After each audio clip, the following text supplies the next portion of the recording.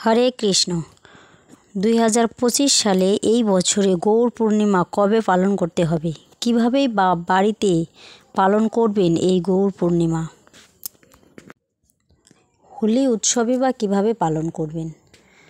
তো ভারতবর্ষে বা বাংলাদেশে 14ই মার্চ 2025 শুক্রবার এই গৌর পূর্ণিমা বা হোলি উৎসব পালন করতে হবে। এই দিনে সারাদিন উপবাস থাকতে হবে। সন্ধ্যা পর্যন্ত যদি কারো পক্ষে সম্ভব হয় তাহলে তিনি নির্জলা থাকবেন।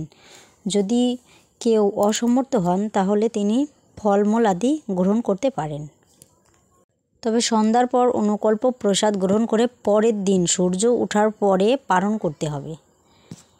আর পূর্ণিমার আগের দিন বা 13ই মার্চ বৃহস্পতিবার উপবাসের আগের দিন সংযম পালন করতে হবে, মানে নিরামিষ আহার করতে হবে এবং পরের দিন উপবাস থাকতে হবে, তারপরের দিনও আবার নিরামিষ আহার করতে হবে। এভাবে সংযম পালন করতে হবে। কারণ এই দিন গৌর পূর্ণিমার এই দিন আমাদের গৌরাঙ্গ মহাপ্রভু শ্রী শ্রী গৌর সুন্দরের আবির্ভাব তিথি। তিনি এই দিন আবির্ভাব হয়েছিলেন এই ধরাধামে বা নবদ্বীপে। তো এই দিনে বেশি বেশি হরিনাম করা, ভাগবত শ্রবণ করা বা গৌরাঙ্গ মহাপ্রভুর মহিমান্বিত শ্রবণ করা, গৌরাঙ্গ মহাপ্রভুর চরণে তুলসী পত্র প্রদান করতে পারেন বা অর্পণ করতে পারেন। তো সকলের বাড়িতে আপাতত পঞ্চতত্ত্ব থাকে, এটা সাধারণত সবার বাড়িতেই থেকে থাকে।